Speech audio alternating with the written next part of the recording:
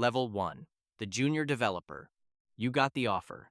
6 months of applications. 3 portfolio projects on itch.io. A demo reel for a physics puzzle you built in Unity over 4 months while you should have been studying for finals. You modded Skyrim at 14. You shipped your first Unreal project at 19. You did it for free. You did it because you loved it. That love is the resume the industry actually reads. The interviews were technical. C++ memory questions you half remembered. A take-home implementing A* on a hex grid in 48 hours. A behavioral round where you pretended you handled crunch well, even though you'd never crunched. A final round where the lead programmer asked your favorite game, you said something that wasn't honest. You said something that signaled taste. You said Hollow Knight. You got the offer from a studio you grew up worshiping, Naughty Dog, Insomniac, Respawn, Larian, one of the names. You're 22. Your base is $82,000. Signing bonus, $5,000. No equity. Profit share, technically, that vests after the game ships, that you'll see when you see it. The number feels small. Your roommate took a Google offer making twice what you make. You don't care. He doesn't get to make games. You start in August. 30 new hires across the studio, all wearing the studio hoodie they handed you on day 1. You meet your team, 12 people. Your lead is named Marcus. He's been here 11 years. He looks tired in a way that isn't about sleep. The repository is enormous. A clean build takes 47 minutes. You learn fast to never clean. Your first ticket is a bug in the inventory UI. An icon doesn't update when an item stack splits. Labeled trivial. It takes you 4 days. You ask Marcus questions. He answers in 2-line Slack messages. You feel guilty for taking his time. You stop asking. You read code instead. Functions written by people who left in 2018. You don't understand half of it. You fix the bug on day 5. 1 missing notification call, 1 line. Your pull request gets 3 rounds of review. They approve. Your name is on a commit. You feel something close to pride. The feeling lasts 4 hours. By Friday, you see 50 other commits merged.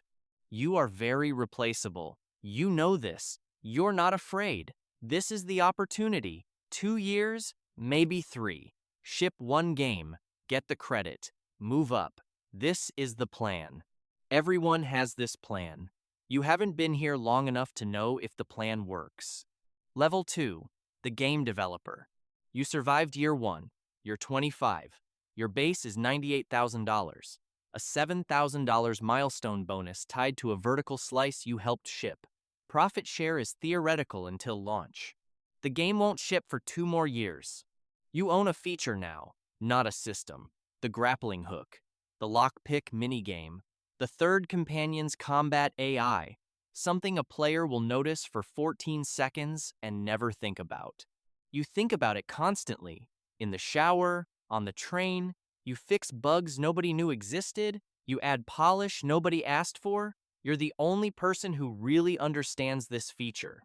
That's both the satisfaction and the trap. Your first crunch hits in March. 2 months of 60-hour weeks.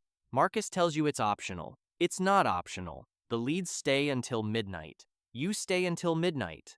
Pizza Tuesdays and Thursdays. You sleep at your desk twice. The slice ships. The publisher likes it. You take 3 days off and feel guilty the whole time. You go to GDC. The studio pays. You wear your studio lanyard. People you don't know recognize the name. The brand is doing the talking, not you. You meet a developer from a small studio working on something you actually love. He makes $20,000 less than you. He looks happier than anyone you work with. Layoffs hit a sister studio in October. 130 people, 2 weeks before launch. The publisher restructures. Your studio is fine, the email says. Your studio is fine. You read the email 3 times. You start a folder called Just In Case. You update your portfolio that weekend. You don't tell anyone. The plan still works.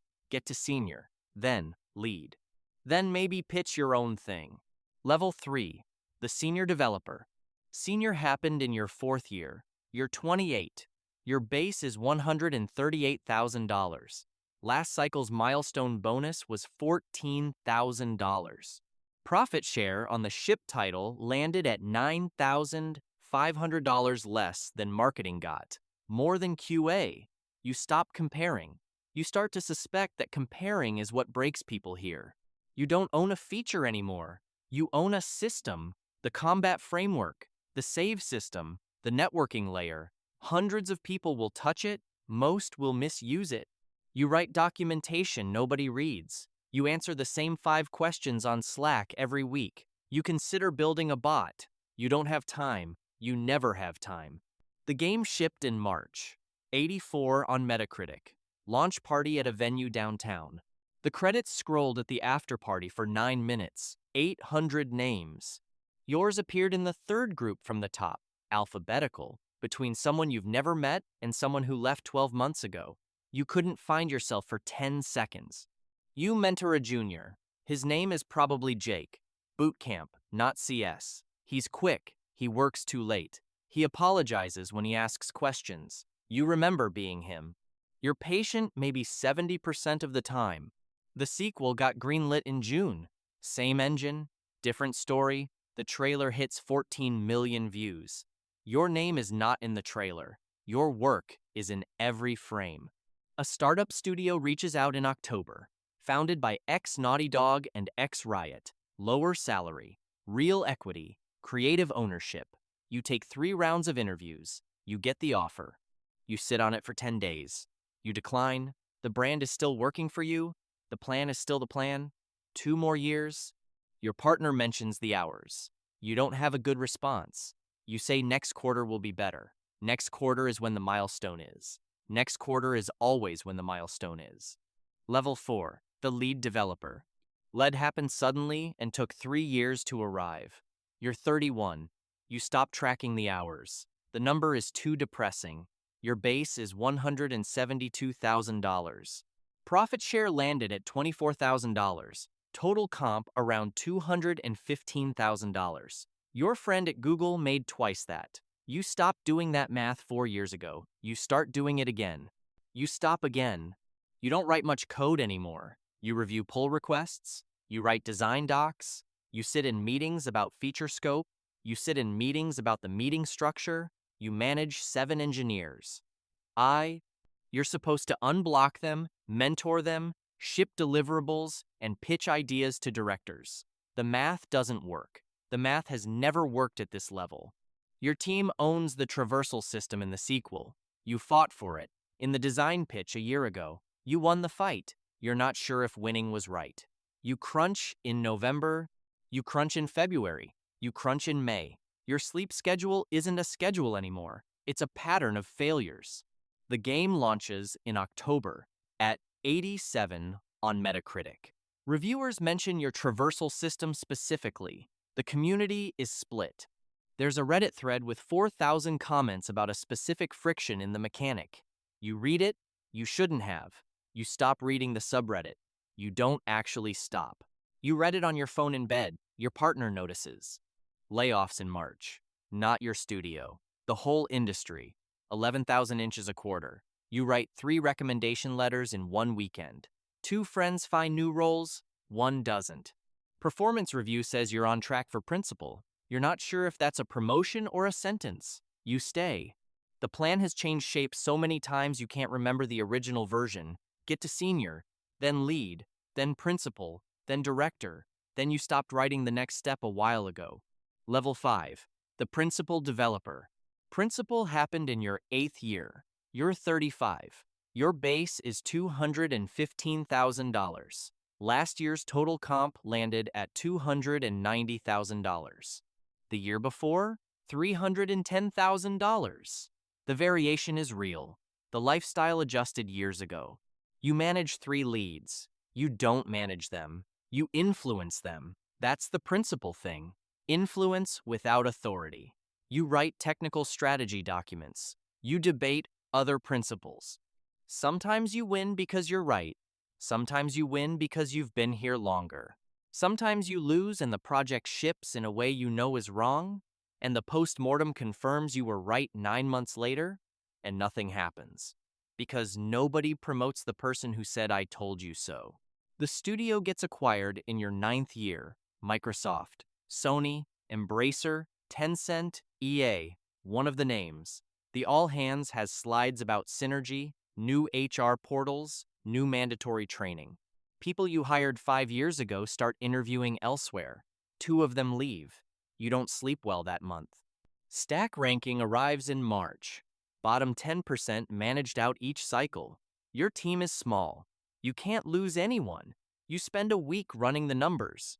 You make decisions you don't tell anyone about. You eat dinner at your desk 3 nights a week. Your kid asks what you do. You say you make video games. They ask which one. You say one, they're too young to play. They ask if they can play it when they're older. You say yes. You're not sure that game will exist by then? An ex-coworker calls in November. Series A, new IP, they want a CTO, they want you, lower base, real equity. You take the call, you like them, you decline. You're not sure anymore what work the brand is doing. You stay. Level 6, the game director. Director happened, you're 41, you stopped writing production code about 4 years ago, you didn't realize when. One day you opened the IDE and noticed the muscle memory was gone. You closed it. You opened your calendar instead. Every slot was meetings. Your base is $310,000. Bonus is $180,000 in a good year, half that in a bad one. Profit share on the last ship title was $90,000. Total comp around $560,000 in a good year. The kind of money that should feel like something. It doesn't. Not really. House in a neighborhood you couldn't have afforded 10 years ago. 2 kids in private school. The numbers are big. They feel small. You're directing a game now. One game. Your name on the box. The publisher wants a longer development cycle and a shorter one at the same time. They want a more accessible experience. They want a battle pass. They want a single-player narrative. You translate constantly, engineering to executives, executives to engineering, marketing to design. You're very good at translation. It's the most boring skill you've ever been very good at. You compromise on the mechanic the team loved. You compromise on the ending. You compromise on the scope. The compromises aren't wrong, exactly. They're just compromises. The game ships in your 5th year as director. 91 on Metacritic. The team wins an industry award. You go on stage in a suit you don't usually wear.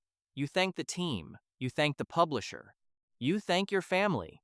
You see the speech later. You don't recognize the man giving it. You missed your daughter's recital during certification. You watched the recording. It wasn't the same. She didn't say anything. She didn't have to. Your son learned not to ask when you'd be home? The startup founder calls again. Different friend, same offer. CTO, equity, direction. You're tired in a way the offer can't fix. You decline. You tell yourself one more cycle. You know you're lying. You stay. Level 7, the studio head. You started your own studio 6 years ago. You're 47. Your base is $400,000. Your equity is worth, on paper, somewhere between $20 million and zero, depending on the quarter. You don't talk about the number anymore. The number is a measurement of how much risk you carry. You have 180 employees across 2 cities, 3 games in development, 1 canceled last quarter. You laid off 40 people on a Tuesday. You wrote the email yourself. You read every Glassdoor review afterward. You shouldn't have.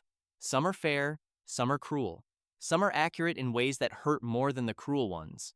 You spend more time raising capital than making games. Publishers, platform holders, private equity, sovereign wealth funds. Everyone wants your IP roadmap. Everyone wants to know what's defensible. You give the same pitch with 7 different angles. You believe most of it. You're not sure which parts. Your first studio was acquired when you were 38. You stayed for the earnout.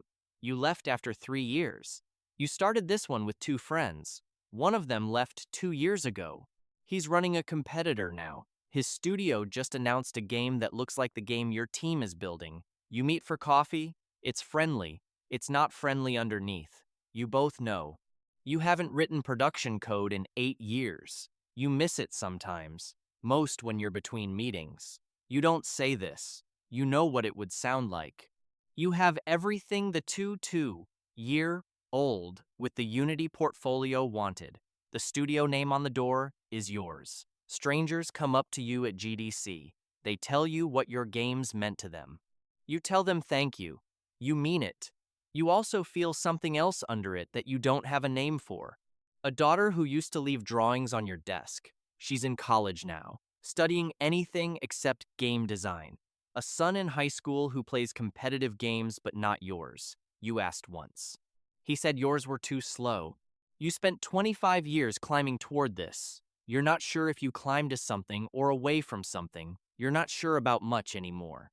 The cycle, right now, somewhere, in a small apartment with a mechanical keyboard and 3 monitors stacked on a desk made of 2 filing cabinets, a 2-year-old is finishing the last commit on a Unity project at 2 a.m. She has applications open in 3 browser tabs: Naughty Dog, Insomniac, Larian.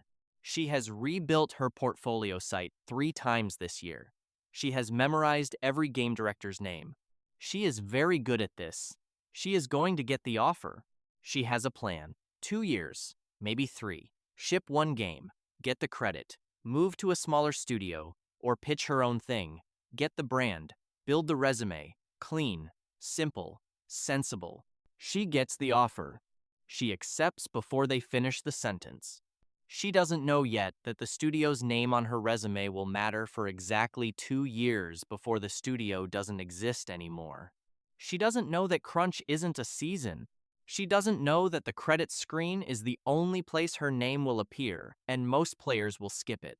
She doesn't know that the love she brought into the building is the exact thing the building will spend the next 20 years using.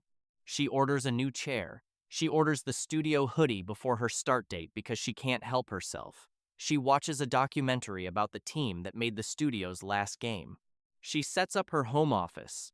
She is ready. The machine doesn't care if she's ready. The machine just needs new parts. The cycle continues.